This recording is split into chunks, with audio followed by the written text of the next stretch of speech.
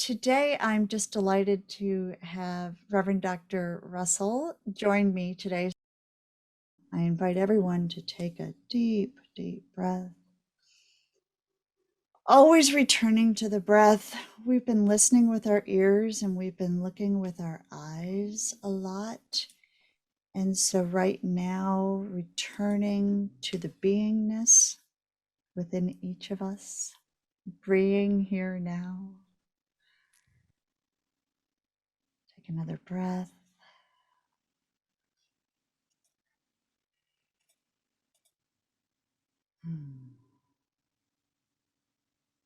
How does it feel to know that your breath at some point might be my breath or Bree's breath or someone else in your home's breath?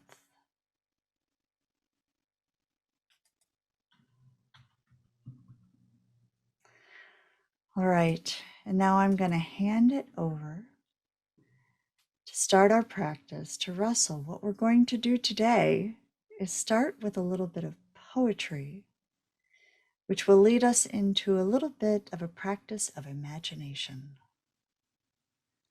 Russell, the floor is yours. This is from Walt Whitman's Leaves of Grass. It's a particular poem within Leaves of Grass called From Song of Myself. I think I could turn and live with the animals. They are so placid and self-contained. I stand and look at them long and long. They do not sweat and whine about their condition. They do not lie awake in the dark and weep for their sins. They do not make me sick discussing their duty to God. Not one is dissatisfied. Not one is demented with the mania of owning things. Not one kneels to another, nor is his kind that lived thousands of years ago. Not one is respectable or unhappy over the whole earth.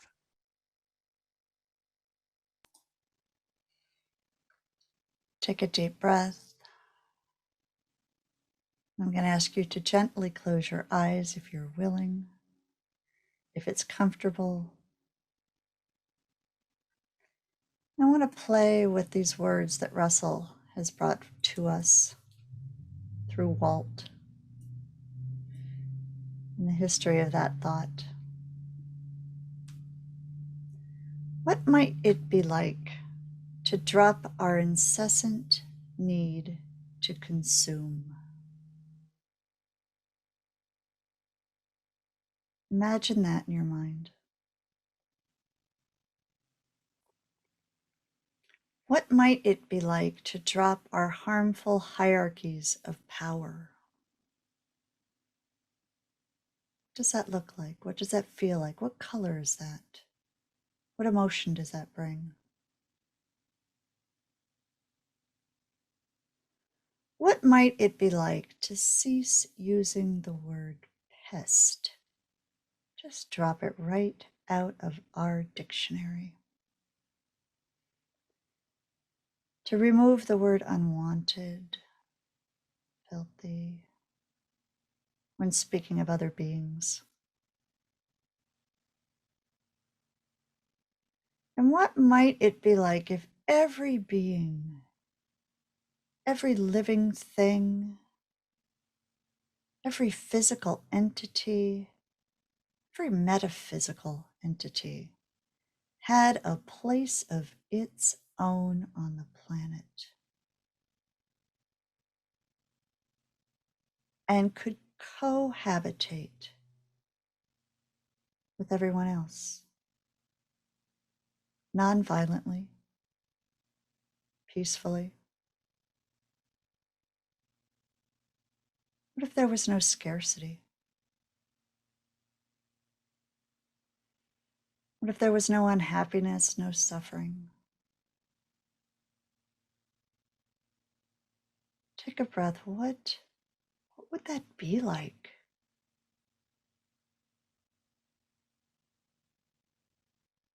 I'm going to acknowledge that this is highly aspirational.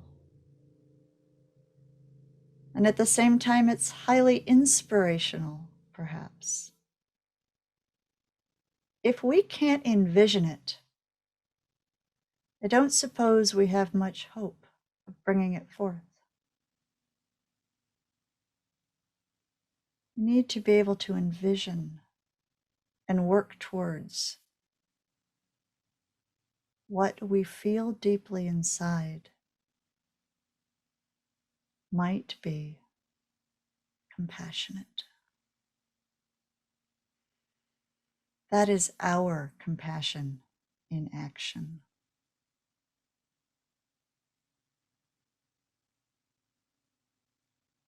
We could turn and live with the animals. In fact, we already do. Take a deep breath. Wiggle your fingers and your toes, and everything in between if you need to. Shake a little something, something. And as we close in our chat today, what I want to invite you to do is to add in the name or the species or the habitat or the person or the animal or the insect or the rock or the whatever, the body of water that you would like to lift up today. What do you want to lift up that needs our intention? Whose voices are not heard? Russell said today that a lot of the work that he does is deep listening, that people are not heard. Part of that listening means acknowledging all of the voices that are out there. The little one buzzing around me right now saying, come on, lady, get over with it. Let's have a chat about that Dalai Lama. You can enter that in the chat. All of these beings. We offer hope for Deborah. We remember Colin, who passed away, and Alma, who's in the hospital and needs our prayers, Missy and Yvonne. The Mackle River, I hope I pronounced that, all of the beings who depend on it, from Gail. Nice to see you, Gail. The eagle who was hit by a vehicle. Thank you, Reverend Sally. Prayers to this being. To the field mice and raccoons, to the worms, to the cockroaches, yes, even the cockroaches. The raccoon in Jennifer's backyard and the poor elk, yes, the Tool elk. Casey the Yorkie, who's terrified. Courage, courage, courage for you, Casey. The Cape seals in South Africa, the abused animals at the space farms in New Jersey. All of these, the sacred butterfly who lost her wing, Lisa. We brought her to a garden for a sacred send-off.